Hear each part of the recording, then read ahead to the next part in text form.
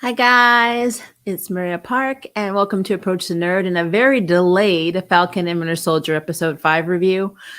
I had internet problems for the past 2 days, so we just got our internet at like 3 a.m.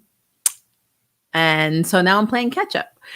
I usually have this review done already, so I feel weird doing this the day after it came out, but it is what it is.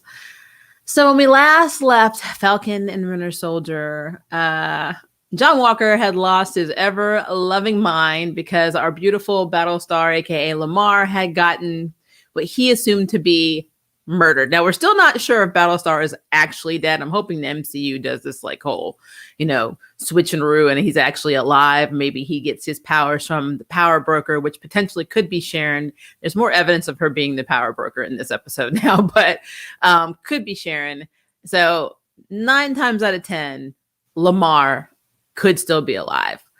Now, if they've revealed this somewhere, I don't know, because when I don't do a review, I don't watch other people's reviews and I don't read spoilers because I don't want to mess myself up. So if they have already revealed that he is alive and some spoiler that I missed, there you go. But as far as we know so far, he's not. And it's a waste of a very good character. So hopefully Battlestar's alive. But so John's standing there with the shield covered in blood, and Falcon and Bucky and the entire world, because it is broadcast online, is staring at him because he just basically beat a man to death. Now, the Avengers have this history of getting into hot water. It happened with Wanda. It's currently happening with Spider-Man, thanks to Mysterio. I mean, now we got the new Captain America. I mean, this is a really good way of everyone losing trust in the Avengers or anyone affiliated with the Avengers because they keep, being accused of murder or murdering people. So like, it seems to be a trend the MCU is doing, which is interesting. But yeah, so he goes on the run, and of course, Falcon and Bucky chase him, and they have this big battle, which was actually really, really well choreographed. And it ends in Bucky basically taking John's arm, and he broke it to yank the shield back. And I was like, whoa, I gotta admit, that was pretty cool. Like, I was not unhappy with that.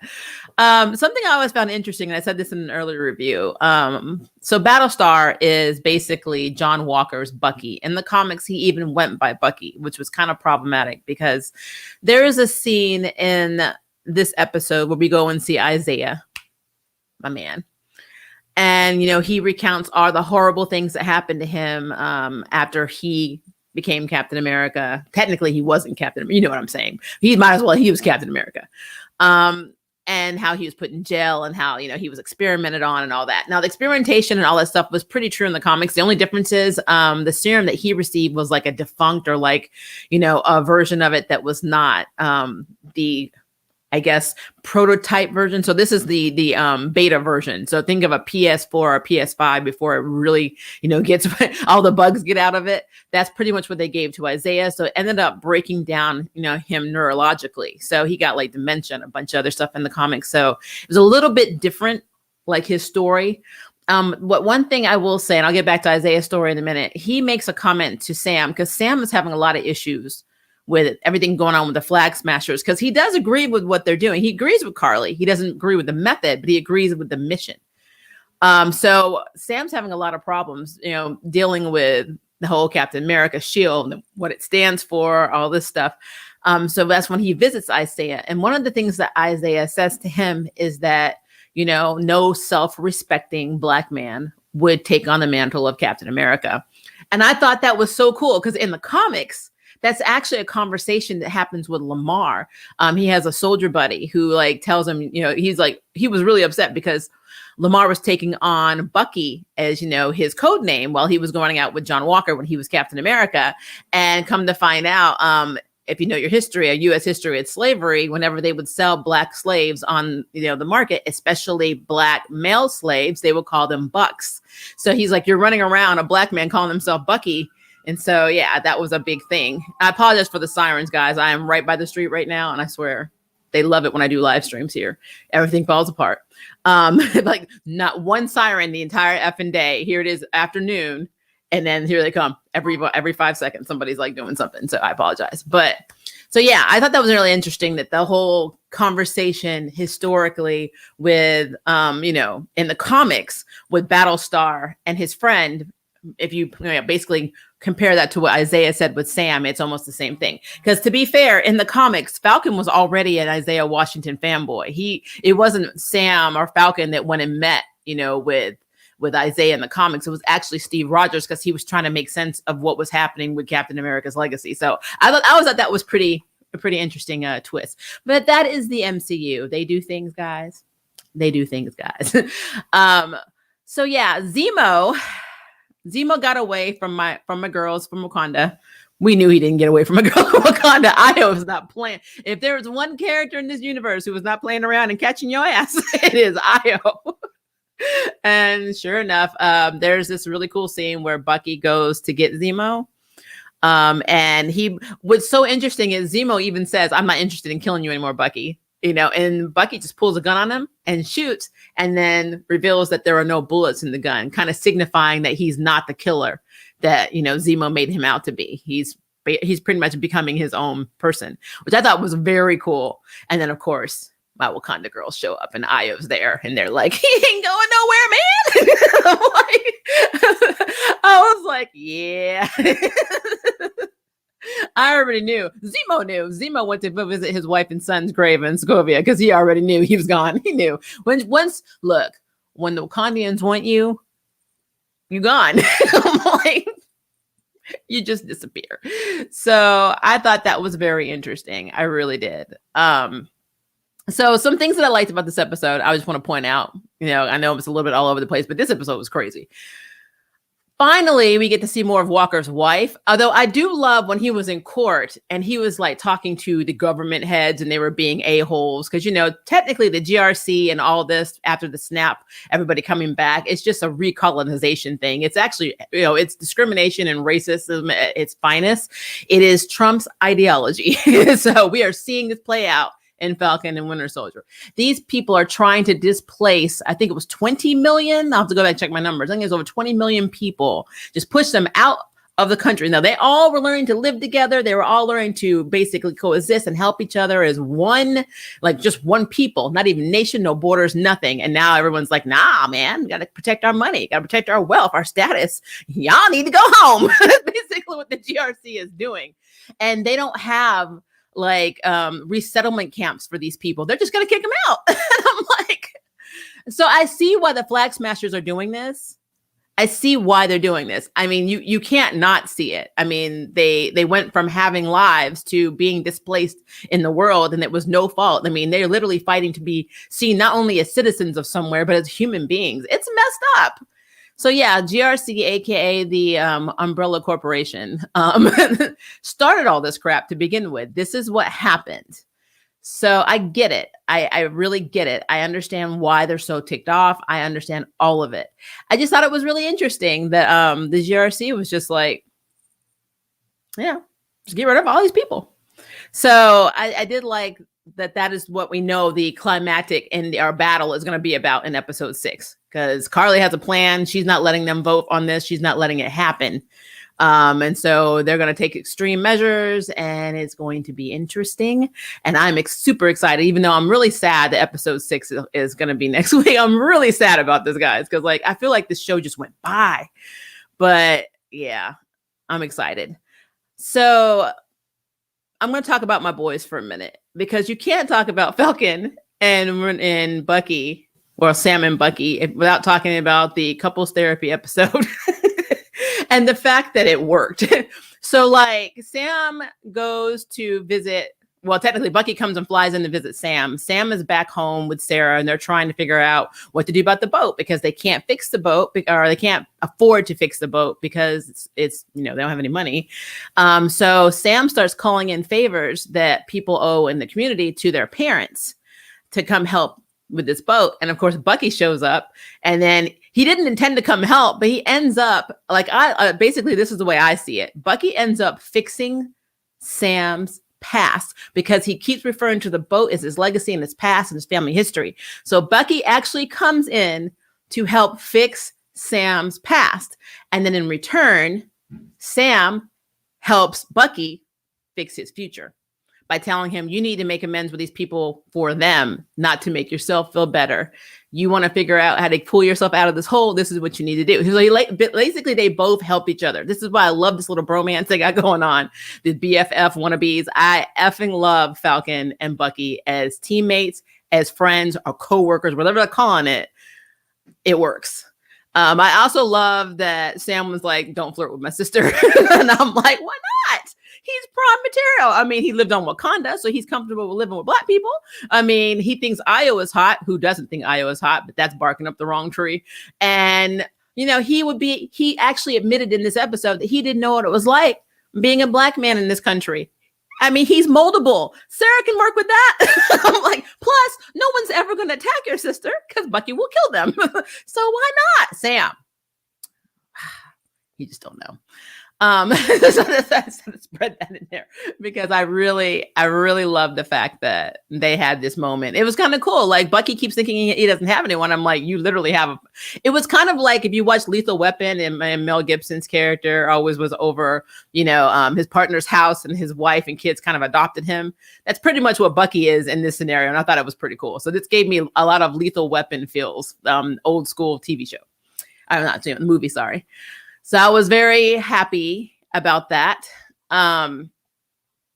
Sam, back to the whole thing with Isaiah. So there's just a lot. So I literally made a list because there's a lot that you can kind of gauge from the differences between what happened to Isaiah in the comics and what happened, in the MCU's version. So first of all, just a heads up, Isaiah's wife, like he kept talking about the letters that were sent to him and that there was this really cool nurse that would get, basically forge these papers. So they would basically think he was dead, but unfortunately it was too late. And his wife, who I'm assuming is Faith, his wife is named Faith in the comics. He didn't get any of the letters she'd been sending while he was in prison. Well, see, in the comics, that wasn't the thing because she didn't die in the comics. So like they literally made Isaiah worse. They made him worse in the MCU. Like man's lost everything in this version because that is not what happened in the comics. His wife was like, she waited for him for a long time to get out of jail and to get back home and to basically escape.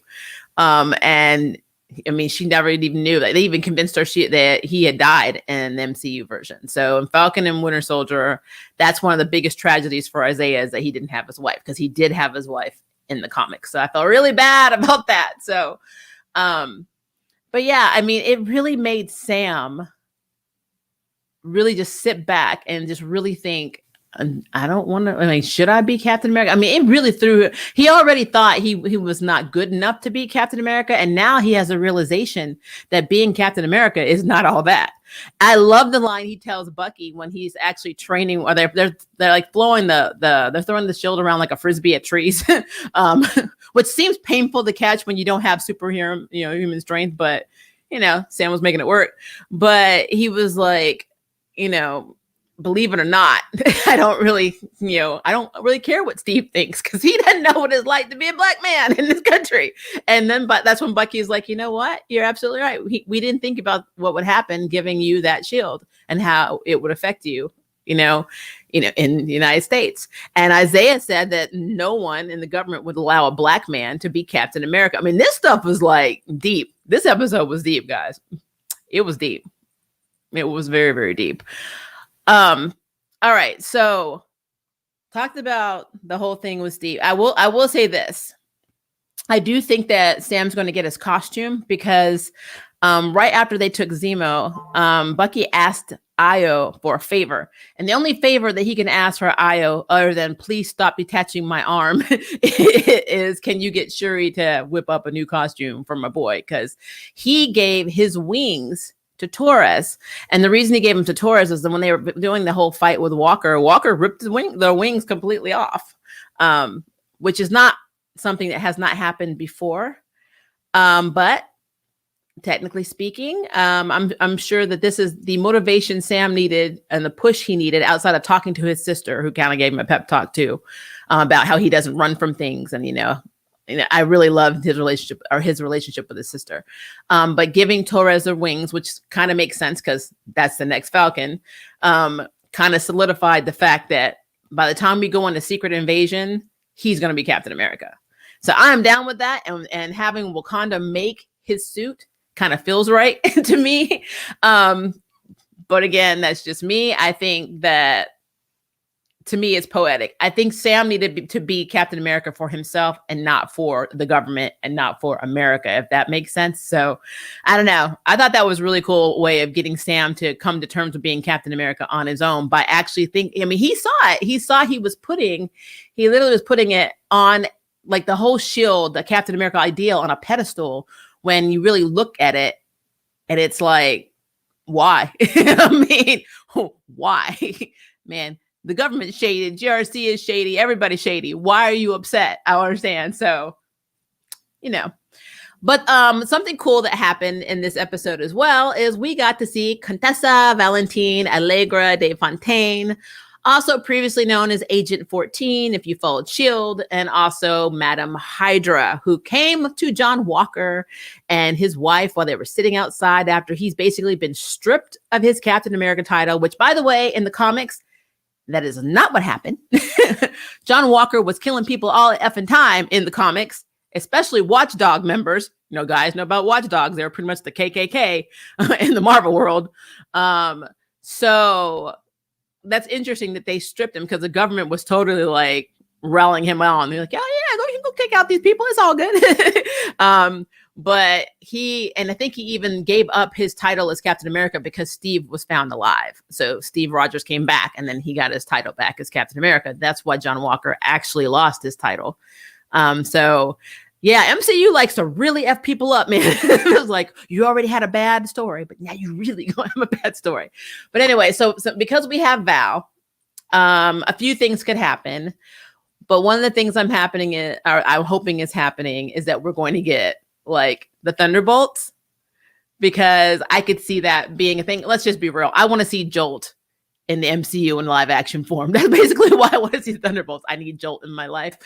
But it would be interesting. I don't know how they would do it because Zemo is in Wakanda's custody. So he can't helm the Masters of Evil. He can't become Citizen V. I don't know. But I will say by having Val or Madam Hydra or Agent 14, whichever capacity she's in right now, because if she's with S.H.I.E.L.D., there's possibilities for her to be doing something with Sharon. So it's very complicated. So if she's with S.H.I.E.L.D., she had a love affair with Nick Fury, which would make her instrumental technically in Secret Invasion. I don't remember if they were together in Secret Invasion. I have to go back and look at that. I'll have to look at that. But she also was in FemForce with Sharon. So they formed FemForce, which would make sense because Agent 13 and Agent 14 thought that women were treated like crap by S.H.I.E.L.D. and the government. And right now, Sharon's being treated like crap by the government. So I could absolutely see FemForce, them actually working together. And in that case, I could see Sharon being the power broker because that is something that her and Val set up to get back at the government and S.H.I.E.L.D. as a whole, even though technically there's no S.H.I.E.L.D. now. I could see that, but I will tell you what makes me very excited about having Val, especially in her Agent 14, if we had her in the past. So she was very heavily involved in fighting Yellow Claw, and Yellow Claw is basically the enemy created by the Atlas Foundation to prove that Jimmy Woo had what it took to be a hero to the rest of the world. Because again, when the Atlas Foundation was really, really big, this comic was out in the 60s and 70s, and an Asian person heading a comic and being seen as a superhero was not a thing. So the comic writer said, well, we'll just decide to make this character or actually have him go on a quest to make himself look good, in basically the media to the rest of the world, basically newspapers, blah, blah, blah, blah. So Yellow Claw was actually an Atlas Foundation member who was told to become a supervillain, which is such a weird thing. But I love that. If you remember looking at the end of WandaVision and how you see Jimmy Woo taking control and leading stuff at the end, like the cleanup and everything at the end of the series, the very last episode, and how Monica was like, leadership looks good on you. Every time I see something like this or I hear something, and I have like, even now with Madam Hydra, she went to battle with Yellow Claw. She dealt with, the Atlas Foundation a lot because she was in Shield leadership. So like all of this is cluing in the fact that we may be seeing the Atlas Foundation in the MCU, and it's making me extremely happy because that means Jimmy Woo is going to become Master Woo. And then that, if nothing else comes of this, that is awesome. So I'm just throwing that out there. Sharon got Batroc out of jail. She's basically, for some reason, she sent him to Kylie, the Flag Smashers. I don't know what her game is, guys. Like I said, she could be the power broker. In some of the comics, like some universes of the comics, there has been like a time where she went on a mission for Nick Fury, and she was undercover, and she literally got left behind enemy lines, and so she just joined Hydra. I'm like, she became a Hydra agent. So if Val is Madam Hydra, then Sharon could be working for Hydra now. I mean, there's so many theories you could have about what's going on with Sharon. One thing that we know for sure, Sharon is PO'd at being the enemy of the state. Because I mean, they even let Bucky off. They literally got rid of all of the charges against Bucky, cleared him as long as he goes to his therapist. I mean, it's like, like this man was a hardcore Hydra assassin, and all she did was take an effing shield and, you know, the Falcon wings, and the shield technically doesn't even belong. Technically, there's a gray area, and Val even said that. She said there's a little gray area that technically the government doesn't own Captain America's shield, which I guess, I mean, a lot of things can be said for the time period it was created. Also, that it's Stark tech. I mean, maybe, you know, Papa Stark had a patent on it. You never know. If they come to find out that it is a Stark Industries product, then the government really has no say over that at all. Because we know that Tony and his daddy didn't sign away anything. They just had military contracts, but all their inventions were theirs. So there's a lot to be said about that. But Val going to John, I mean, we know he's eventually going to be U.S. agent, but this is interesting because if she's basically Madam Hydra right now, this is a problem. This is a problem. I have a lot of theories. Guys. A ton. But yeah, the standout for me, I love the fight at the beginning of this episode. I do feel like that was like an epic fight that should have happened at the end, but I guess if you're going to go in with a bang, I mean, because they did reveal a lot of stuff. And we did get to see Isaiah. We got to see Patriot for like 2 seconds. We get to see how shady Sharon is. We got to see Madam Hydra or Agent 14. Not sure which one she is right now. More than likely Madam Hydra. Got to see Zemo be taken away by the Wakandians because, you know, you can't escape Wakanda. Sam training, that whole training segment with him and his nephews watching him. And I just thought that was adorable. We got to have more bromance between Falcon and Bucky. I mean, it's just, generally speaking, it was a very good episode. There's just a lot. There are just more questions. You're just always left with more questions. And you don't want to be like WandaVision, because WandaVision, we all were coming up with really cool, intricate theories. And it was like, no, we're just going to have, you know, Agatha be. I'm like, no. So, but man, I think it's interesting that there's just there's so many like points of reference to history and racism and slavery and, you know, what it's like to be Black in the country. I mean, it's so like the stuff they're pointing out historically is so like prevalent in today's America that it's crazy. It's absolutely crazy. So I don't know.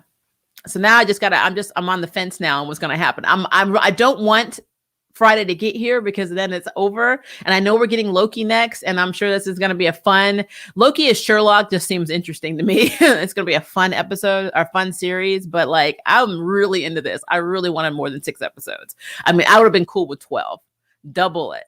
Because I feel like they did a good job continuity wise. Like it flows. It's just that, man, think of all the stuff we could have got expanded on if we had more episodes. I'm like, why is it only 6? Oh, but that's fine. That's fine. Whatever. But yeah, I'm really, really, really digging this show. I actually am enjoying this more than I did WandaVision. I really liked WandaVision, but I'm enjoying this more than I liked WandaVision. So I don't know what that says about me, but I liked it. All right. So let's see here. Get into and hopefully my connection's not choppy. I just got it back. So if it is, let me know, because I'm going to be on my internet provider because they are already ticking me off. The show made me like Winter Soldier more than I ever have. Me too, actually. Well, what's interesting about Winter Soldier is that the MCU, and I'm sorry, my phone has been going off because I'm waiting on work information to come in on a Saturday, or Sunday, sorry. But Winter Soldier, like literally was not. I mean, he was like an anti-hero. He was for a little while a villain because him and Black Widow were into each other. Like actually they might still be into each other in the comics. Let's be real. Black Widow has a lot of loves, but Winter Soldier has always been one of Natasha's main romances. So it's interesting to see him in the MCU version. Because yes, him and Bucky, like Captain America and Bucky were friends. But Winter Soldier is basically Black Widow's bitch. I mean, I'm just gonna be real. That's what he is.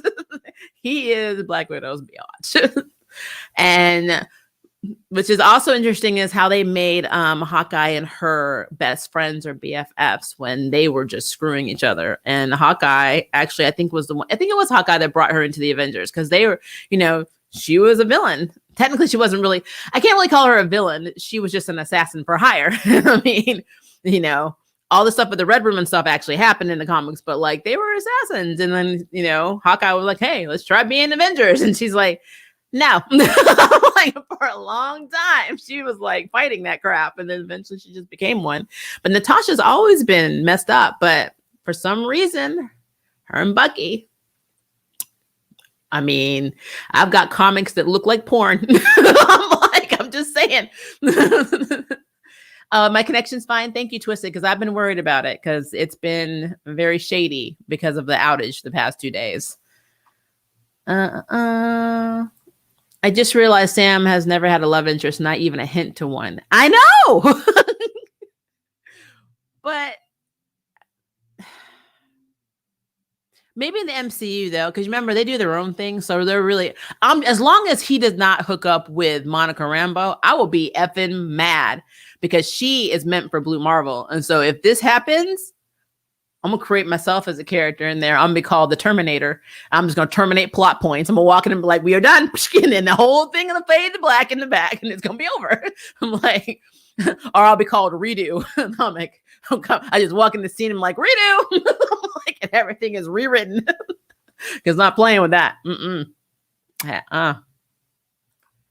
Okay, haven't seen any dip in quality. Thank you. I appreciate that. This is one of your best quality streams in a while. StreamYard has issues. And what I've learned too, from watching my pal Eloy, because I've seen his do the same thing. We're both hardwired into our routers. So I can jump on like a Zoom call. I will never get booted. I will never get, like, I don't lose connection. I can literally right now while I'm doing this, play a Steam game, open YouTube, whatever. But for some reason in StreamYard, it just jumps. And I think maybe they don't have enough support or supported servers. So when a lot of people are using it simultaneously, maybe it's clogging up the servers they are using. And that's why we're lagging. Because when Zoom first became the thing we used during COVID, it used to happen to Zoom all the time. So they just started making new servers.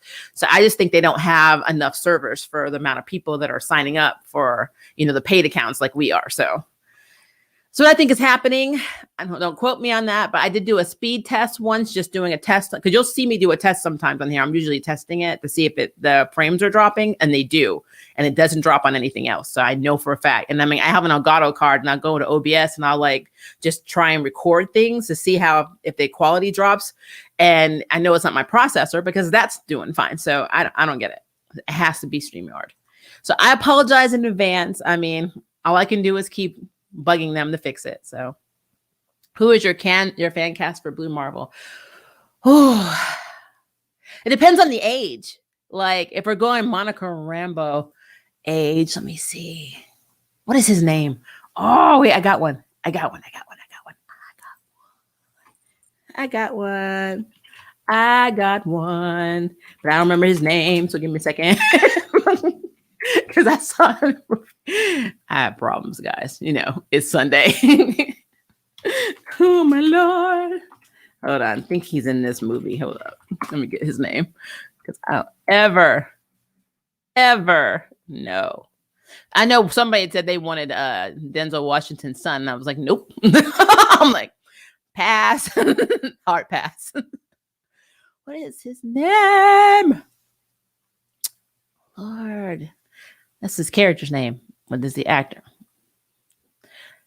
I'm getting there, guys.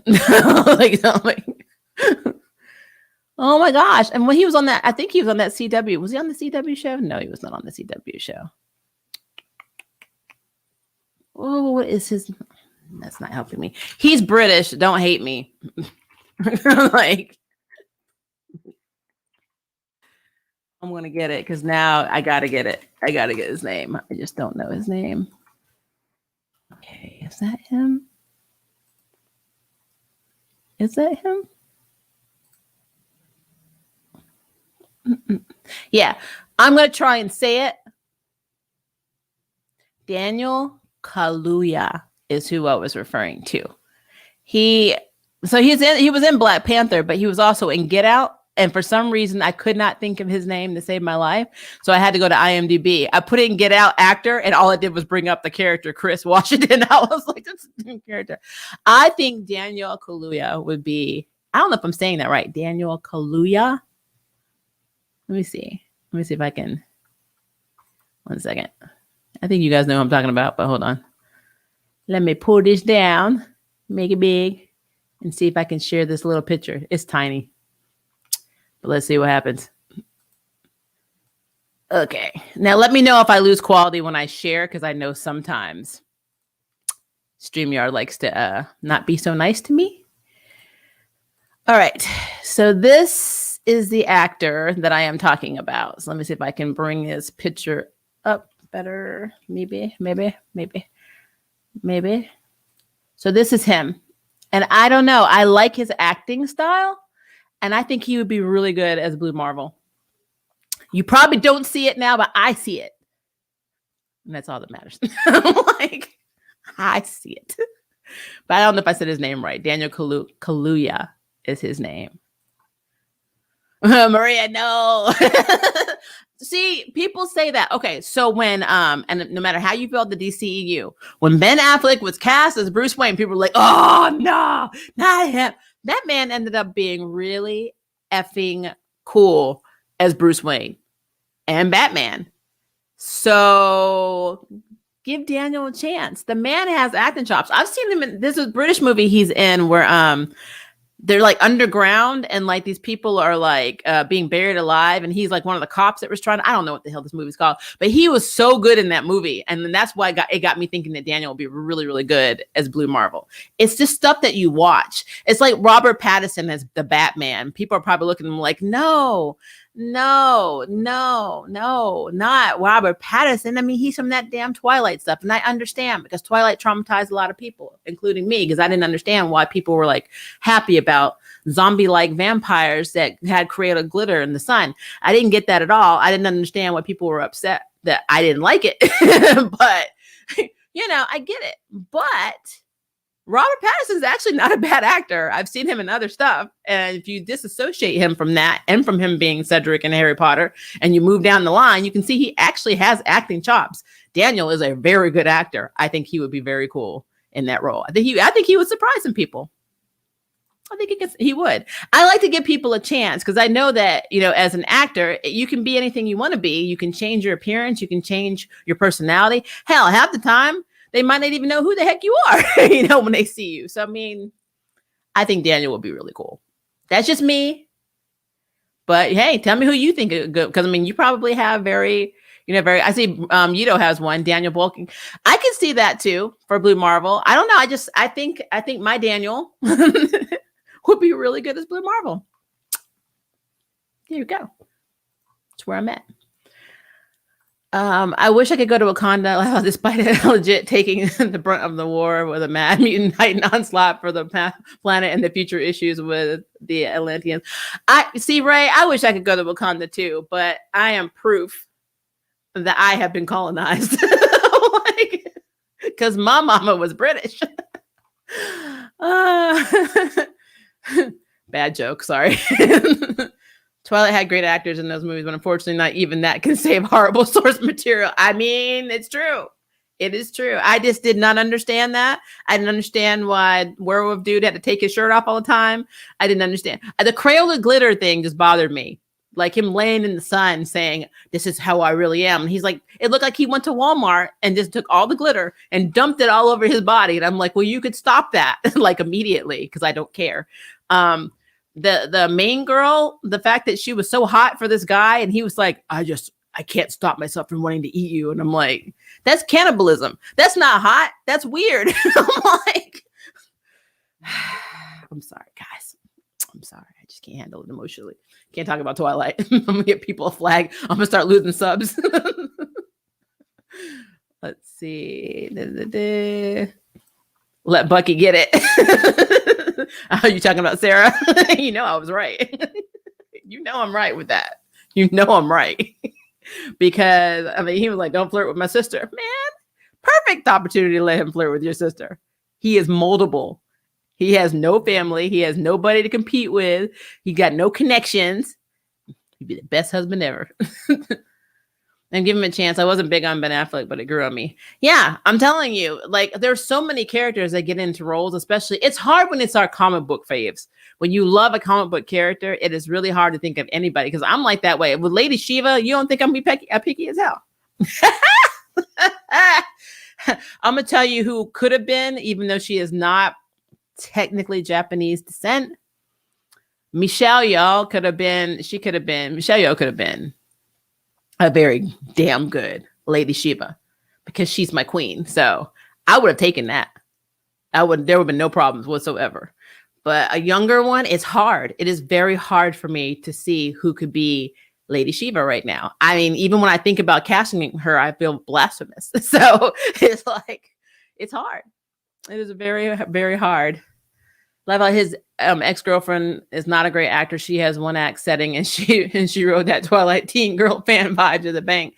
I know in some of her other movies, she doesn't blink a lot anymore. Like at first I thought she was having like eye seizures. I didn't know what was going on with her in those movies. It was very strange. It was very, very strange. Not Wakanda, so he must be good with Black people.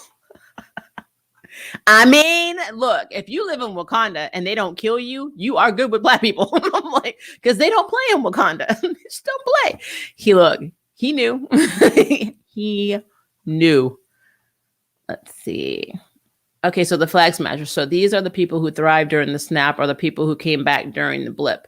They were the ones who basically thrived during the snap. They're the ones that were left behind, the ones that we're learning to be like everybody on the planet was learning to be one nation, one people, sharing resources, sharing everything. And when people came back after the snap, they kicked everybody out of their homes and displaced them. So, I mean, even Kylie said, I had no family, no parents, nothing, I was displaced. I lost everything and nobody cared. It was basically like back to business. Instead of them adjusting to the new norm on Earth, they went back to previous ways.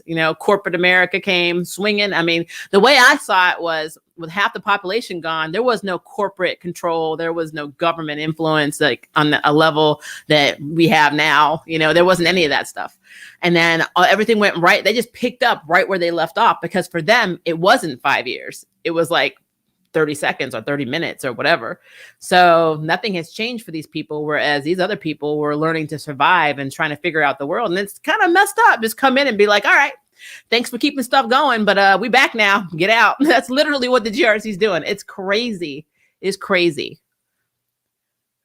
Let's see. You would be welcome to Wakanda. I would. I just couldn't say I was from Wakanda, which makes me sad. I think I told you guys it was probably last year, so you don't remember this, but I went to go see the first the only Black Panther movie so far. And like after the movie, I was like waiting for my spouse and my daughter to get out of the bathroom, and this elderly lady came and asked me what I thought about the movie, and I said I loved it, and I love the colors, the clothes, the action. She's like, "Oh, do they have movies like that in Mexico?" And I said, I'm not sure because I'm not Mexican. And she said, oh, I said, yeah, I'm actually, I'm biracial. I'm half Black and half white. And she said, well, you don't look Black. And then she just got up and walked away. And that's when I'm like, if the elderly lady wasn't going to let me into Wakanda, I'm like, nobody's letting me into Wakanda. So yeah, I could be a tourist, like, but they won't let me. I can't say I'm part Wakanda. I'm like, no, you're not. Which makes sense though, if you really think about it historically. Wakanda is a nation that was never colonized by Europe. So, hello, like I cannot claim to be a Wakandian. Whatever. Wakandians are badass. Plus, I'm queer as hell, and all the women are hot. So I would have that. That's the real reason I want to go to Wakanda. Aya would not be kicked out of bed at all. And she's a lesbian in the comics, so I hope they keep her a lesbian in MCU. He had to take his shirt off for contract, laugh out loud, because he would rip all his clothes off, unlike the Hulk in those shorts every transformation. Wait, what? Are you talking about Twilight, the werewolf guy? I forgot his name. He was in Shark Girl or Shark Boy and Lava Girl. Whatever his name. That's messed up. They could have kept that. Level out, shot. You said Shiva. Level out, my boyfriend. Okay, let me get you another shot right now. Here we go, Ray. Since I know this is a drinking game for you and your boyfriend. And I dropped my top. Water of truth. Yay, it landed on his back, which means it's not dirty. Anyway. Hope that helped you guys. Don't know what time it is for you. It is like 1:41 for me. Have fun drinking. Like, the way they side-eyed Killmonger when he came to Wakanda and he was a black man. Imagine if he was biracial, honey. Oh, I already know. They'd be like, oh, no. Nope. There's a place you can go over there. It's not called Wakanda. It's called Nigeria. And they have some mixed people, or maybe you can go somewhere else in South Africa, just not here. Like, but we'll give you a cozy, what do you call it? A refrigerator magnet, a t-shirt, a hat, and a cup holder with Wakanda, Wakanda forever written on it. And then you stay away from Wakanda forever. Wakanda is not Compton or Detroit, Maria. Hey. You don't know what happens in the streets of Wakanda. Nobody knows what happens in the streets of Wakanda. Wakanda is beautiful, though. Like I said, I'm not hating on Wakanda. I effing love Wakanda. I just know that I could not say I was from Wakanda because it wouldn't make sense. Let me scroll back up because I know I'm going to go all the way to the top. That way I don't miss anybody's stuff. The trust issues with the public seems to be derived from X-Men lore. As far as I know, the Avengers don't really worry too much about public trust in the main continuity. Well, Tony Stark did, because he was also a businessman. So he did have, like, he wanted to keep appearances. And then when they did Civil War, he was like, everybody just say who you are. Then it went completely batshit 180 the other way. So, but for a long time though, because he owned a business, he had to worry about that stuff. And he was affiliated with the Avengers. So that was a thing. Image. Now, Spider-Man didn't care, because Spider-Man, they didn't know his identity. And a lot of the ones that, where you didn't know their identities, obviously, it wasn't a problem. Like Sue Storm and them, you obviously knew their names because they used their names. So it's like when they did shit, they messed up. I mean, it was them.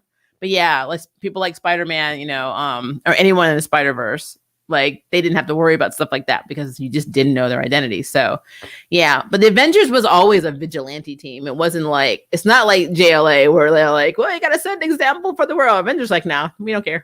Like, we don't care about any of that stuff. We got time for that. So yeah, I do see that point. In the past, X-Men have clashed with the Avengers since the Avengers tend to work more closely with established powers. Yes, true. I mean, X-Men clash with a lot of people. Like, a lot of people. Let's be real. I love Blurred's, when Blurred explains the X-Men universe, it is called Xavier's Child Labor Force. Like, which he's not wrong. I don't really care for Xavier, except for when him and Magneto merged and became Onslaught. And I thought that was like Xavier's coolest moment, was when he was running around killing people. What does that say about me? Civil War II superhuman registration was derived from mutant registration. Yeah. I mean, most things, well, remember, historically, the reason the X-Men were even created was because of the civil rights movement. So, I mean, comics have always been political. I don't know why we think they aren't, but they are. Disney needs to get on it and build a Wakanda section in Disneyland. They should. And then I might actually go to Disneyland, but not for a while because, COVID. I like Shady Xavier right now in Krakoa. Yeah, X is crazy. Cray. But I mean, old school Xavier for me was always boring. Charles was just boring. I mean, I get it. He had all these ideologies and, Magneto was effing him up and, Magnus just wasn't playing the game and, Juggernaut was a pain in the ass. It's just a bunch of stuff. And then he just became Onslaught with Magneto and it was just really cool. I was like, oh, okay. All right. Sorry, I'm late to the stream, but what do you think about this episode? Oh, Terrell, hopefully I answer your question. I love this episode. This episode, the precursor of my happiness, potential sadness in episode 6, because it is the last episode, which means the MCU can F us over and it's going to make me upset. And I need to see how this is going to tie in with Loki and how this is going to tie in with She-Hulk and how this is going to tie, with all of the shows that we're getting all the way up to Secret Invasion, because, we know that there's tie-ins with the movies as well. That's a no-brainer, but I really want to see how they play off of each other. Because I keep trying to find a connection between WandaVision and Falcon and Winter Soldier. Other than, I kind of feel like all these events are happening simultaneously, which is very interesting. I feel like WandaVision is probably happening right now. Or maybe this happened before WandaVision. We don't know the timeline of when this is happening. We know that it's been, 6 months, I believe? I'll have to go back and look. I have to look at the timeline of WandaVision when she went to visit Vision's house that he bought for them and then started all that mess, versus Falcon and Bucky's adventures now. Because I don't know the timelines. I need to see when the timeline is. But yeah. Yes, I'm YouTube's wife. I thought I was River Park's wife. Hi, Lord Ron. How are you? I definitely like that they take the look with Sam's perspective. I love it. I mean, we had to see that because Sam, like, if you saw him in the last episode, he's really been struggling this entire time. He was struggling at the end of Endgame. That man didn't know what to do with that shield. He did not. We knew Bucky. Bucky would love to think that he was worthy enough to have that shield. Like, Bucky was in his feelings a lot. But Sam really needs to, because they needed to give him obstacles. He already had, obviously the biggest obstacle was he didn't know, how to be the next Captain America after Steve. He just didn't know how to do it. He didn't know how to measure up to Steve because it's not about Captain America. It's about Steve Rogers. And then after that, after meeting Isaiah and seeing what happened and how he was treated when he essentially is also Captain America, it was like, all right, so this is even more reason why I don't even have any powers. I'm just a regular guy. Yeah, I was a soldier. Yeah, I was Falcon and I was an Avenger. But I mean, I wasn't on the level of these, super serumed, guys. How am I going to take this mantle? And then on top of that, you just threw the element in, I'm black. I'm like, well, damn. I'm like, so that is something that I didn't think they were going to get to. But they did it, and I'm extremely happy that they did that. So I am not hating on that. I think that's cool. I just think it's interesting that he overcame it himself. Because normally you have to have, whenever you have a storyline like that, you have to have somebody interfere with that part. And nobody could do that for him because nobody else besides Isaiah is in a position to tell him what it's like to be Captain America. What's going to happen if he becomes Captain America, the expectation, all this shit. There was nothing for Sam to compare to. He couldn't get that from Bucky. He can't get that from any of the other Avengers. I mean, he could probably talk to Rhodey. I don't know. He's all in the military. I mean, War Machine's not going to talk to him about that. But that whole Black experience is awesome. I love the MCU is doing it, and they're not doing it in a way where I'm sure that these racist people are going to be like, man, Pokemon are going to be upset. And what's also interesting to me is that even if they watch that episode and they complain, they always come back and watch the next one. So what does that say? I'm like, so either way, even when you're a hater and a racist, you're still watching it. You're still getting the viewership up and we're still getting more. So it doesn't matter. It doesn't matter. The Black experience is big, 10 and beautiful and big global ethnicity. We may aspects of color palette. I love how they're including all different nationalities. I think it's cool. What's really making me sad is that What was his name? What was the sweet old man's name? Was it Yuri? The gentleman that was helping Bucky in the pilot episode, the first episode, whose son was killed by Bucky. He's going to have to go tell him that his son is dead. Because when Sam even said in the episode, he's like, you have this list. There's somebody in there that needs closure. I was like, no, don't go right Yuri. Yuri. I mean, Yuri needs to know, but because he's going to feel so bad that he's been helping his son's murderer this entire time. I don't know how this is going to play out. I feel so bad for Yuri, if that's his name. I don't remember. I think it was, though. But, my gosh. Yeah, he can kill the watchdogs. Yeah, they need to go. I'm pretty sure the watchdogs are the ones that killed Walker's family or his parents. It's his parents? I have to go look that up. It's been a minute. It's been a long time. No, I think it wasn't it his parents? It's either his mom or both his parents. I don't remember. It was definitely, I think it was like Tony. I don't know. I think it was. It stands to question whether or not she really has the best interests of mutants at heart, though, especially since her identity is being kept secret. Oh, who are you talking about? Who are we talking about? Who are we talking about? I think I missed something. Also, why so many of the mutates being selling out the mutants of the two mutant species, like besides Cap, who is gone? Everybody sells out everybody in the comic books. That's the thing. You can't think people you think are going to be on a side whenever they have a split disagreement. That's not how that works. Oh, you're talking about Mora? Oh, yeah. Yeah. Well, I mean, when Mora's ability was reincarnation, I was like, all right. I'm like, okay. You made Mora a whole ass mutant. I'm like, my ability is to create different, timelines by being reincarnated over and over again and doing different things to affect change that, really affect everything and mess everything up. Oh, Mora. Mora is pretty much Agent 13 right now. I think it's Sinister that may be the Judas of Krakoa. I think Sinister is the Judas of everything, so that tracks. Are you team Sharon? Okay. I mean, I don't hate Sharon. I think Sharon, even in the comics, got like the crap end of the deal. Because how many times does Steve leave her for Peggy? And she followed him around like nothing. It was effing crazy. Like effing crazy. How much? I mean, just let them go. WandaVision takes place 3 to 4 weeks after Endgame, while the Falcon and the Winter Soldier takes place 6 months. Okay, so they got to see their teammate on television. Okay. And they didn't think to come and try and talk her down. I mean, they were teammates. I mean, Bucky has no skin in that game, but Falcon was a teammate.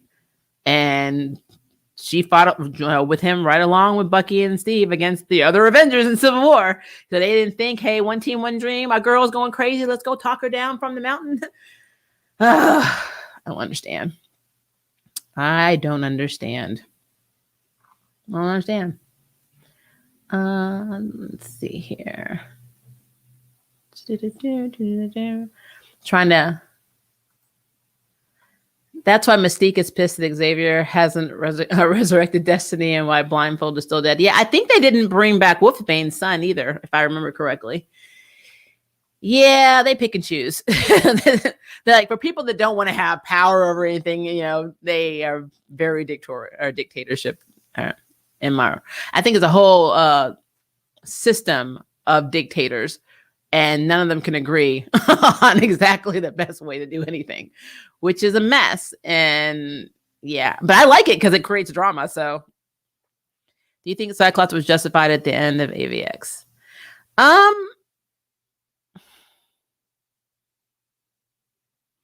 lot of people hate the idea that Cyclops is giving any like moral because Cyclops is always seen as the moral compass of every situation, which I don't understand, because for me it's always been Storm. I do think he's justified. I just wish it wasn't Cyclops. Like I wish I could form a team of moralistic mutants.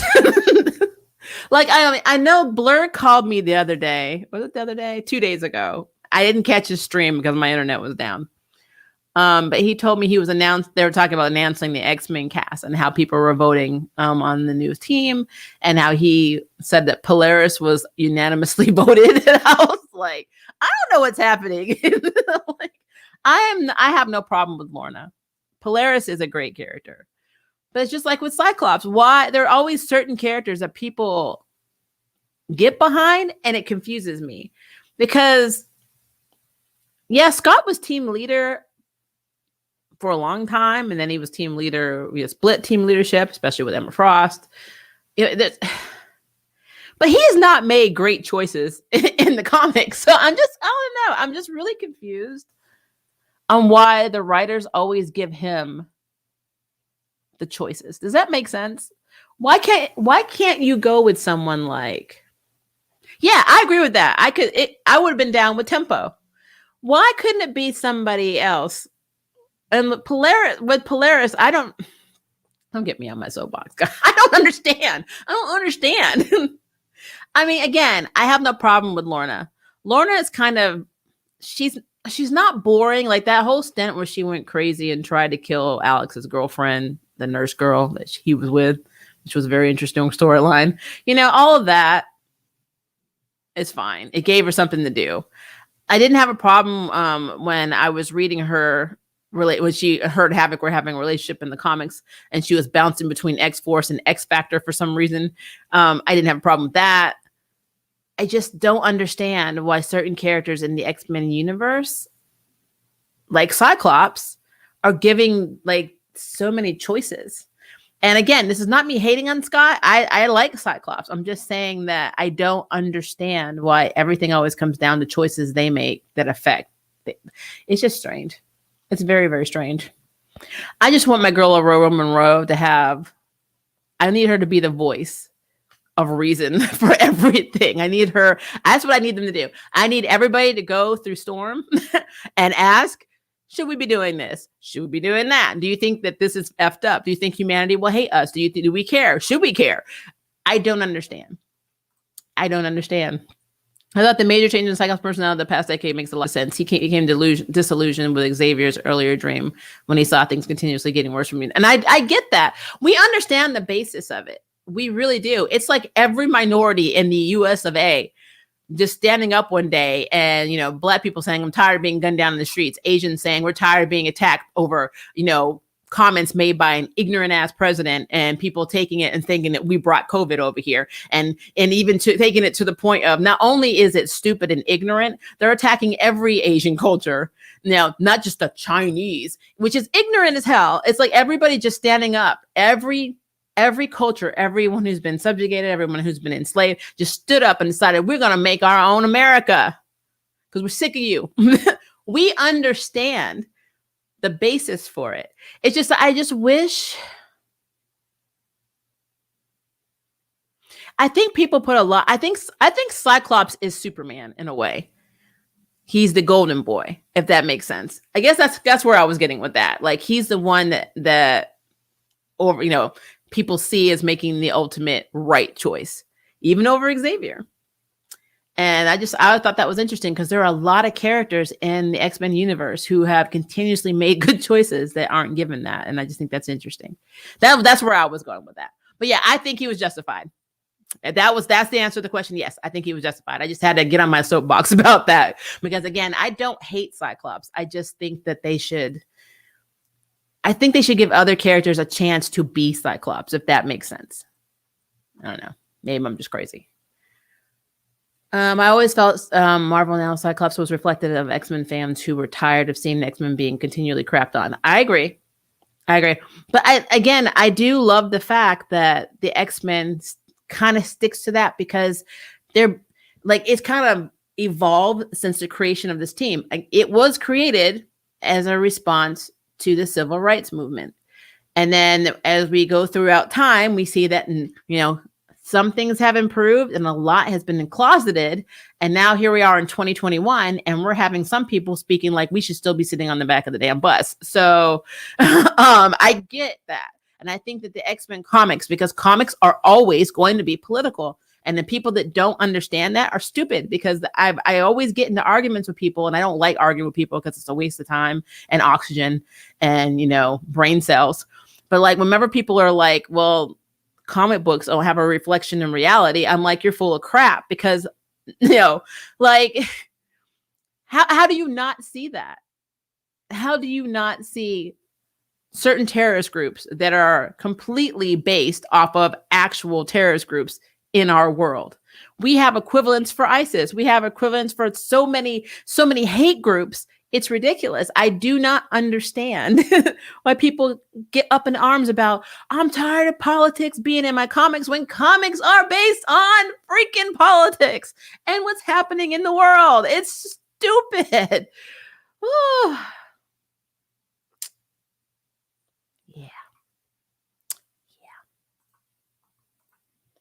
It turns out this entire time Xavier was like, yeah, you were right, Magneto. I mean, that's the thing. It's just like the Flag Smashers. Magneto wasn't wrong. How they were treated was shit. It's what he was doing in response to it. I mean, it would be like Martin Luther King coming out with like grenades. Like, you know what? How do you just start throwing? Yeah. I think you should say more often, other characters should have a chance to be Cyclops. It's true. They should. We need that. Especially today, we need more characters that are able to be Cyclops. That's all I'm saying. I just couldn't get an X-Men. The whole let's use whitey faces for black pain pisses me off. Yeah. You see, if you watch my Charm stream, it's one thing I'm having an issue with Macy's character. She has every right to be black, just like I have every right to be black. But we aren't the faces of black struggle. Because if she went somewhere and I went somewhere, especially if she straightened her hair, they would not think she was black. They never think that I'm half black. I have entitlement, and I say this. Listen to me. In terms of the black experience, I am completely entitled because I don't have the black experience. I don't walk out of this house and people don't look at me and say, oh, this black chick trying to follow me around the store. Obviously, she's going to be shoplifting, or they'll pull me over and make me lay on the ground. Well, if they pull me over, they usually think I'm Hispanic. So they're usually trying to throw me over this imaginary wall. So I do get racism. I just don't get the right racism because I'm not Hispanic. And that's what's so ignorant. It's ignorant because of the racism and because it's the wrong racism. And one of my jokes is I hate the N-word with a passion, but if anybody ever called me the N-word, I might start clapping originally because they got it right. And then I'd be mad. That's how messed up the situation is. But I have entitlement. And so when we have characters that are ambiguous looking, it doesn't make sense that, when we have storylines about the black experience, when 9 times out of 10 people aren't going to even think we're black. I mean, and I'm just being real. And again, this is not me saying you don't have the right to say it, because why I claim my blackness. I fight for my blackness. I love all my cultures. So I've never discriminated, because I kind of feel like I'd be shitting on my mom. I hate to say this, and I hope I'll probably get demonetized for this, but I feel like I'd be taking a huge shit on my mother by saying, no, I hate your Scottish culture. I hate you. You're European and British. You are, you're the colonizer. That is effed up, especially since my mother is no longer living. So that is effed up. But I will never denounce my black side either, because I'm just as proud of that. But I have to make the distinction. As a biracial woman, I understand, because of how I look, that I won't have the black experience that, my cousins would, or even my really good friend Coralie Jam, love her to death. If we went out together, they would probably follow her around the store and they would leave me alone. And that is reality, unless they thought I was Hispanic, and then that's a whole other can of racism. So yeah, I just had to throw that out there, because I get why X-Men is a problem in some area. There are a lot of TV shows, a lot of comic books that they try to make a point, but they fail. So it's just not. It's not. Hashtag Magneto was right. Is that our hashtag? Are they doing that on Twitter? I love Polaris. She was the favorite child. Yeah. Well, I think it's interesting, her interactions with Wanda and Pietro too. Because technically they're siblings. I didn't watch all of The Gifted. I probably should watch the last season because I really feel like that would have been a thing. I voted for Tempo, though I really wanted Mero. Or why didn't you vote for Mero? But Tempo should have been the final X-Men. Yeah, that doesn't make any sense. I don't. But you know what? Whatever. I don't know where they're going with this team. It's not as diverse as it should be. Sync is once again the token black guy, and Sunfire is a token Asian dude. Yeah, maybe they'll do more with Sync's story, though, because Sync is a good character. They should do a lot with his. My favorite ever issues is during the Phalanx saga. I don't know why I love the Phalanx saga so much, and him fighting off two of the Phalanx and just syncing with like 3 powers at once. I thought that was pretty cool. I love Sync, and I think he's one of the tragedies of Marvel. Like, there are a lot of them, so like I don't even know. Like, I really like Wind Dancer, and I don't know if they've done anything with Wind Dancer at all. Like I don't think they have. I think she got her powers back now in Krakoa, but I don't know what they're doing with her. So there's so many things that I have questions about in the Marvel universe. And you mean they're dealing with a lot of characters. There are so many characters to fix. You can't fix them all at once. So I'll give them that. But yeah, this new team is interesting. It's really interesting. Latest Scott is fine as a motherfucker with those lips. No, I will say the art style and a lot of them are hot. Like a lot of these characters are hot. Let's see. He is a superior rogue. No, the drawbacks and far more benefits. True. And plus, I mean, I know that she takes on powers and drains the heck out of people, but I don't think Sync can do it permanently like her. I don't know, though. I don't know. I guess they've never had that issue. So that's something we'd have to look forward to seeing, I guess. Because I don't know what would happen if Sync just grabbed your power and held it for a long time. I mean, can he do that? Because I was under the impression that he could just pull it and then get around somebody else and pull in theirs. I don't know. Wind Dancer got her powers back. Yay. They should do something with her. She's cool. I really like Wind Dancer. I don't know why. You know, I did a video on her. I have more of them coming. Actually, I have a little list of stuff that I'm going to be working on. So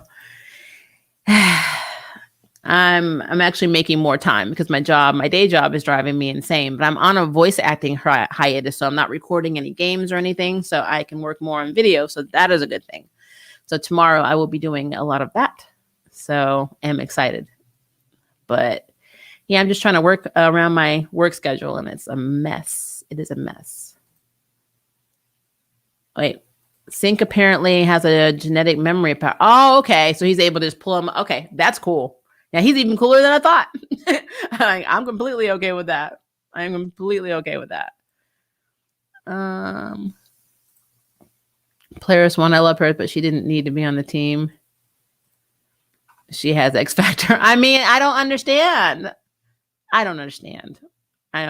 Look, Quanon should have been on the team.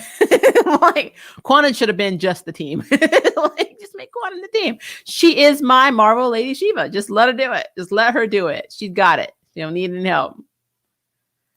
Cyclops is the Captain America of the X-Men. He really is. He really is. And he can, as far as I'm concerned, he can do no wrong. So we have characters that have accidentally cheated on their spouse. He literally married Madeline Pryor and had a baby with her. It's all good because he didn't know. like, and I get it. It's hard when the woman acts exactly like your wife and is a clone, basically. But it's just how they brush that off. It was just like, oh, I feel like him and Jean Grey can just do anything. Like how Jean outed Bobby out as gay. She outed him. That was messed up. Jean Grey literally outed, Iceman to everyone. And it was like, oh, sorry. And I was like, I don't know. They're like the golden people of X-Men. I respect everything the civil rights have done, but it has brought us, and I respect everything the BLM and the Antifa movement has done in both aspects. Yeah. And like I said, to be clear, there are going to be extremists in every group. There's always going to be a great cause, and you're going to have people that take it to an extreme measure, and that's across the board on every side. But for the most part, I mean, it's needed, and people don't see that. And it's just strange.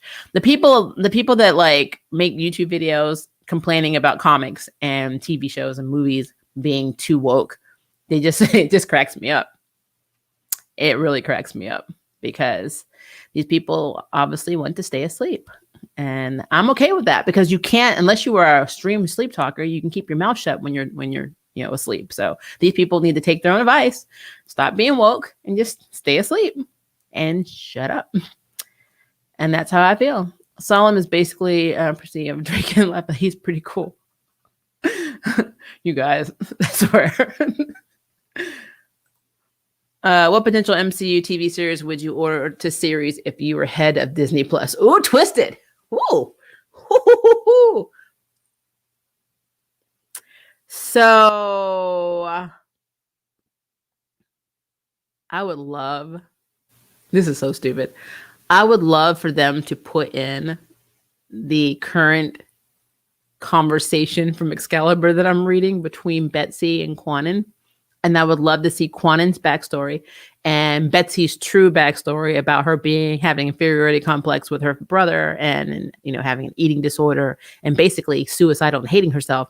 Actually show Betsy Braddock as she actually was and sometimes still is, and how she got put into an Asian woman's body and gained confidence. I would love to see them be able to put this in live action form. And the reason I would love for them to do that, have a Quanon and Betsy Braddock show, is so they can go back and see how stupid that entire thing was to begin with, now that they have to put it in live action form.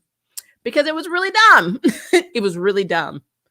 I had never even heard of Asian face until that happened. And it was completely problematic. So if you're talking about personally what I would love, it would be that. But if you want to know what TV series I would get behind, miniseries wise, I would call it the Atlas Foundation. And I want every Atlas connection, ever.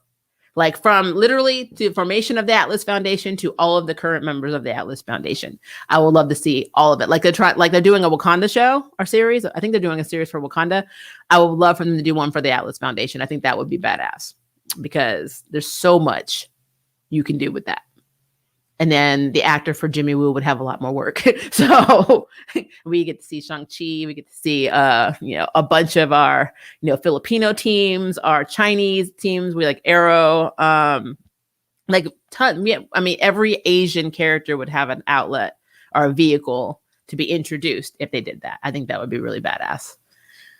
But I don't think they would ever do that. They should, especially, I kind of feel like marketing and writing goes a direction of what's happening in the world. And so I know that BLM has really opened the door for a lot of movies and TV shows and characters, to be included more. Still not anywhere near where it should be, but included more. And I kind of feel like what's happening with the Asian community, it's going to be the same because, or it should be because, the people are getting beaten down and even losing their lives over COVID and ignorance. And I really think that would be something worth exploring in terms of, because we have a show, we have Kung Fu. Right now, they have not shown any of, outside of the triad beating down elderly Asian people. We haven't seen the hate yet, but this is a CW, so I'm waiting for it. But you have an opportunity with the Atlas Foundation to reflect what's actually happening in the world. And Jimmy Woo, for me, this is the perfect vehicle for Jimmy Woo to try and show that an Asian man can be accepted by society, because in the current America, we're struggling with that even now in 2021. So I think that is the perfect vehicle for them to jump on by having an Atlas Foundation TV series. They were successful with S.H.I.E.L.D. Why not do it with the Atlas Foundation? That's what I would do. That's me. That's just me. Sync has the maximum capacity of a mutant power within his range. I watch Blurred.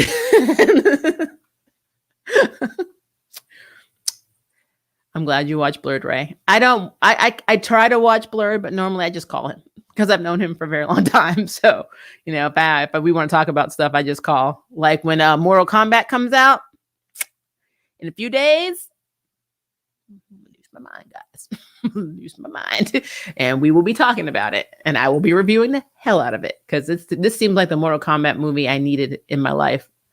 I will say the original Mortal Kombat movie is nostalgic because of when it came out and my age. But this movie is the Mortal Kombat movie I needed in my life.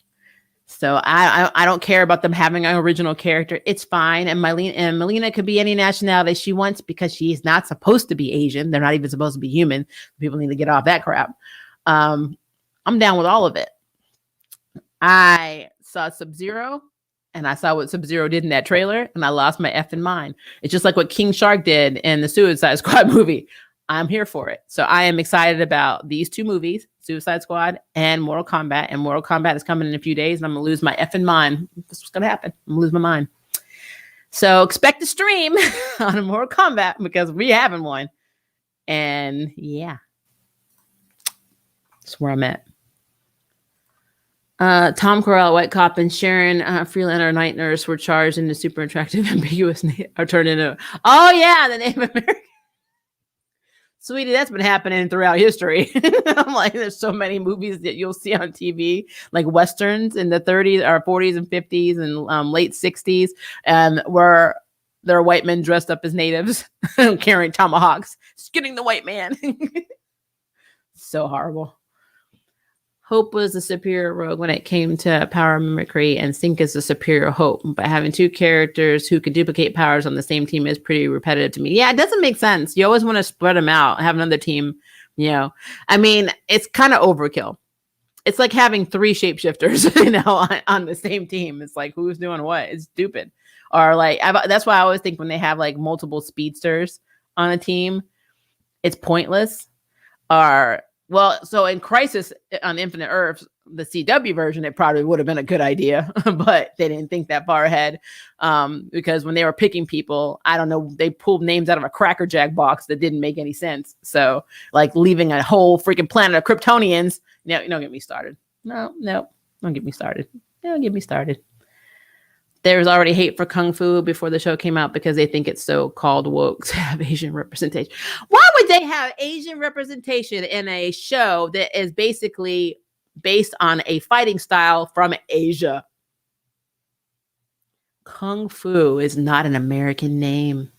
And if you're not woke to that, you're an effing idiot. So considering what they did to Bruce Lee when he tried to star in the show and he created the concept and they took it and twisted it into this crap morph thing with David Carradine, who was literally not Asian at all, playing a half Asian character.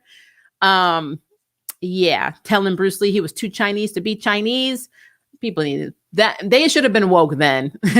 But people aren't woke then. Don't expect them to be woke now because they can't. They've been sleeping too damn much. That's the problem. It's just our mess. Hi, Kevin. Crisis on Infinite Earth felt like a bootleg attempt at an Avengers movie.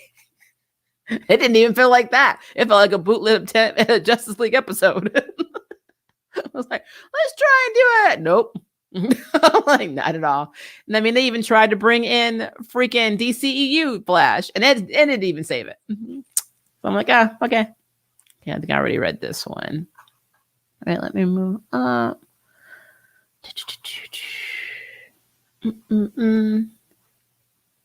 Trying to be good, guys. I'm gonna get us out of here by 1.5. So when we get to 1:30, we're gonna be done today. Because I still have to record my Power Rangers Dino Fury episode from yesterday. And I got some crap to say about that too. So if you're into Power Rangers, be on the lookout because that's going to be coming up in a couple of hours because I got some stuff to say about Power Rangers Dino Fury episode 8. Learn some stuff. If they cast Scarlett Johansson as Lady Shiva, I will never stop cussing. If they cast Scarlett Johansson as Lady Shiva, I will end Marvel Studios. I will make it my mission to get rid of Marvel Studios. Bankrupt, whatever. No, they would never do that though. They would never make, Scarlett Johansson or anyone outside of an Asian actress Lady Shiva. Now, the sad thing is that a lot of Asians are cast in other cultural roles. So you have a Chinese woman playing a Korean woman, or a Korean woman playing a Japanese woman, back and forth, yada yada, which is kind of bad because it's kind of like saying all Asians look alike. It really is. I mean, I'm being real here. That's how it should be looked at. And so that's why whenever I look at characters that are cast in some of the movies that are Asian, I always check to see if they actually are representative of that that actual culture. And unfortunately, 9 times out of 10, they're not. So it's problematic. Just like right now, I mean, everybody was up in arms about Simu Lee being Shang-Chi in the new movie. But what they don't understand is the character itself is half white and he is full Chinese. So like technically speaking, you made a full Chinese character or actor play a biracial. So he's playing a half white guy. And nobody said nothing about that. Nobody said anything. China was like, oh no, you're not Chinese enough. I'm like, did you read the comic? His mother was literally European. I'm like, yes, daddy was an a-hole in Chinese, but mama was white. So like, no. I feel the same way. I'm going to be flipping tables if they cast Silk as anyone other than Korean. I'm telling you. And unfortunately, I don't want to be this way, but they might. That's why I chose for Silk Arden Cho, because she is half, I know she's half Korean, but I don't remember if she's half Japanese or Chinese. And Teen Wolf, she played half Japanese and Korean, but I know she is half Korean and she speaks Korean, but she's half something else. And I don't know what it is, but I'm completely down with her doing it, or going and getting an actual Korean American or Korean actress to play Lady Shiva.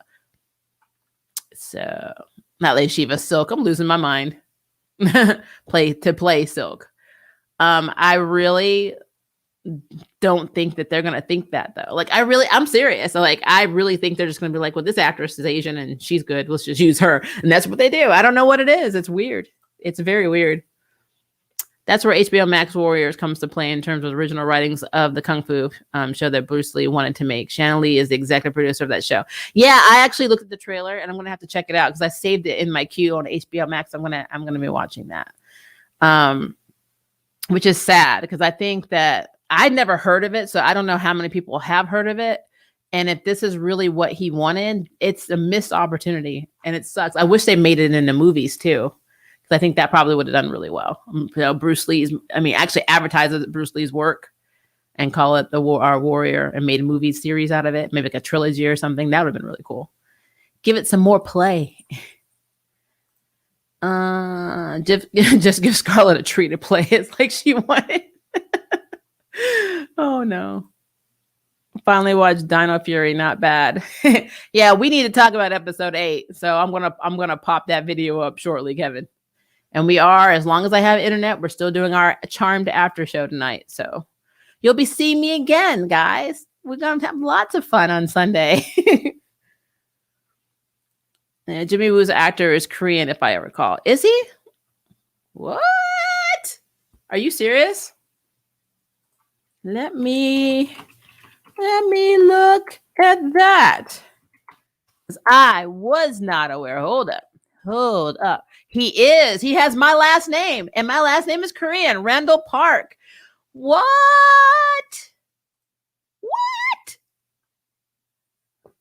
I like this actor.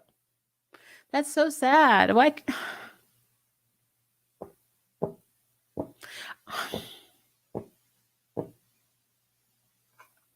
see, guys, this is what I'm talking about. This is what I'm talking about. I love Randall Park. I love him as Jimmy, even though he plays him, I think, on the down low, slick, Clark Kentish.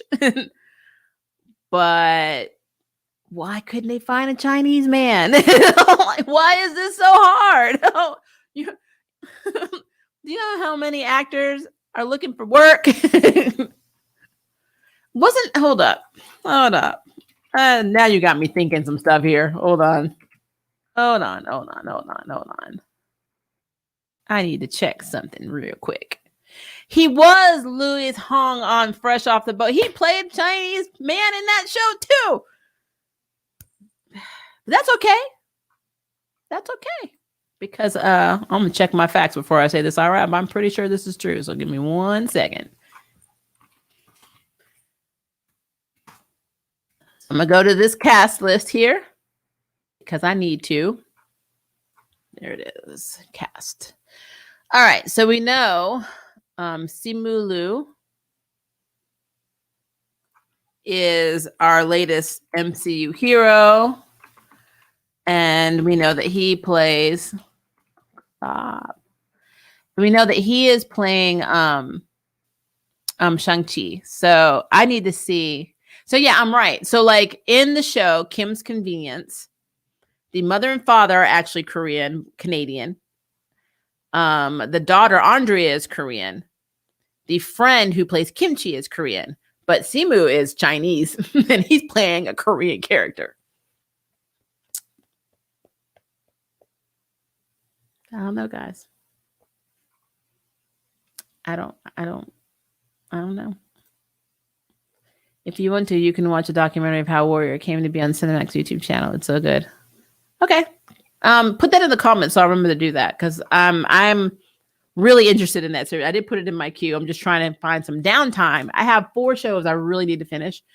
And I put that in my queue with the shows I need to check out because I am really into anything martial arts and anything that has to do with Bruce Lee. I'm a big Jackie Chan fan, but I love the old school Jet Li, Sammo Hung like clan. I'm a big Michelle Yeoh fan. I love all of those movies. So Police Story is probably now. I love so many Jackie Chan movies, but Police Story was one of my favorite ones. And I don't know what it is. There's something about that particular movie. Just kind of resonated with me. A lot of people loved him from Rumble in the Bronx, but I really love Police Story. And like, I'm really into stuff like Storm Riders. I am a big Aaron Kwok fan, or Aaron Chang. And like, there's so many. There's just so many movies that I like. There are martial arts themed because I grew up watching them. So yeah. I mean, I can sit here and talk. I have an entire shelf full of DVDs and VHSs that are all just like Chinese fantasy, sword fighting, kung fu movies. And I'm really into this genre. So I have a slew. I mean, so many. So many. So many. Let's see. But yeah, I'm literally like flabbergasted. I don't know what this is. So I have to set this aside of my brain because it's not going to stop. Hollywood will cast white men and Hispanic actors as Native Americans. Like, I don't know what it is. So not only is it whitewashing, it's typecasting, and it's also culture appropriation. It's just crazy. It's crazy. So yeah, that is where that is. Let's see. Trying to move up because like I know I missed a few comments and we only have 2.5 minutes left, guys. What? We've been having fun in here.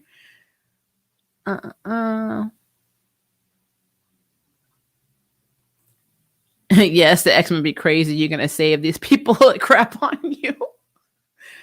I mean, they've been doing it since the conception of this series. So I mean, yeah. Charm needs a more diverse writer's room. It's obvious they don't have one. Not to say white people can't write black characters. Episode 5 of Falcon was written by a white man. Yeah, but he probably did a panel or like a focus group or actually talked to the actors and said, hey, tell me how this affects you and let them into the writer's room. We don't know the process, but I agree. Charm needs consistent writers, period, because they're not the same. So yeah. You're not wrong, I just want to put some respect on Donnie Yen's name. Oh, we know about Donnie Yen. Trust us. We know who Donnie Yen is. He is the Jackie Chan of this generation. That's who he is. He's kind of like he's a hybrid of the Jet Li and Donnie Yen. I love Jet Li and Romeo Must Die with Aaliyah. I just loved him in that movie. I don't know why. I just really did. Especially when he was trying to dance to hip hop. I thought that was a funny scene.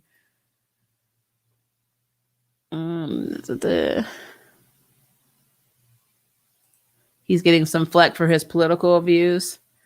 Oh, is he against democracy in China. Because I know the actors who plays in the latest Mulan movie got into some hot water by voicing that opinion. And then they let her know, how can you say that when you don't even live here? like, they're not wrong. They are not wrong. I wish I had a white claw about now to heck with a yellow claw. Ray, stop. Watch what he does in Hellions. No way Xavier and me are unaware of what he's doing. Hellions is such a good comic series. I'm catching up on it. Because my girl Quanin. I love her so much. Let's see.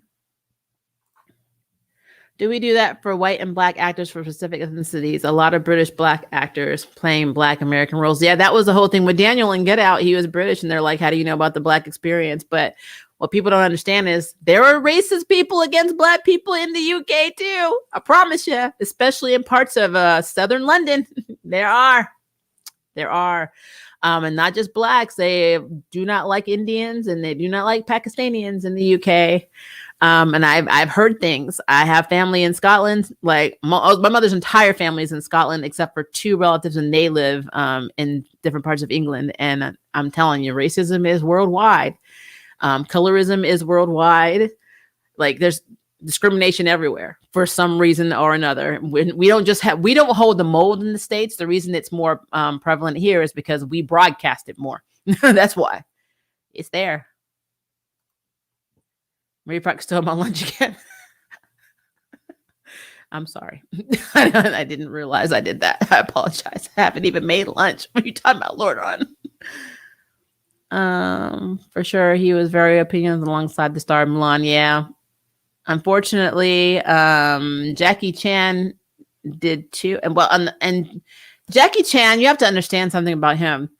Most of his movies and stuff was funded by the Triad. So, I mean, he's in with the Triad big as crap.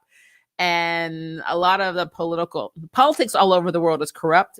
But don't think for a minute that politics do not have a hand in criminal activity. Just put it that way. So Jackie Chan being in line with that does not shock me. I love his movies. I don't have to love him. That's how I look at that. Okay, one more question, and then it is time for me to go to record my Power Ranger video. Because, again, Power Rangers did something that I've never seen them do throughout the history of the series. So that video is coming out. And I'm going to try and get up in the next couple of hours. Which become a part of contention recently in independent media about this issue. Did you see the recent hit on Idris Elba not being black enough in Luther? Oh, my Lord. Luther wasn't even an American damn show. It was a UK show. How you going to put Luther down and it's a UK show? He doesn't have to act American standard black. So is this coming from the UK or is this coming from the States? That doesn't make a lick of sense. I'm sorry. People just need to stop. This is what I'm talking about. Extremists on the level. BLM is always going to be a good thing, but this extremist crap, you're not black enough stuff, that needs to stop. That needs to stop. Nobody has the patent on how black you are. That is BS, and it needs to stop. But you know what? He's going to think about that comment sitting outside his bank laughing at how much money's in it. And you don't have it. So you'll be all right. Give some love to Wu Assassin. Best show ever. Netflix. I'm an action fight junkie. I did a review on it. I'm completely down with Wu Assassin. As a matter of fact, I'm extremely excited because they just finished filming part 2. So we will be getting that. I don't know if it's going to be this year, but they're done filming. So we get our sequel to Wu Assassin. Let's see. Now it would be because Warrior just got recently renewed for a season 3. Cool.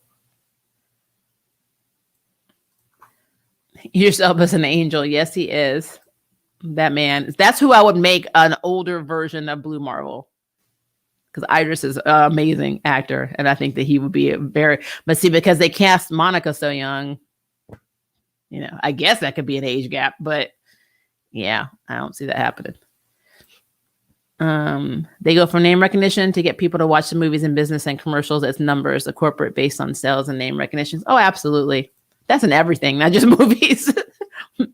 That's why when you go on Instagram, you see all these ads pop up for everything, and they have celebrities. I tried this. I tried. No, you didn't. You never even got it delivered. I don't want to hear that. I'm like, mm-mm. The criticism toward Luther is actually coming from centrists rather than leftists. The notion that there is only one way to be black in itself is racist. Yeah, that's what I mean. I don't care who says it.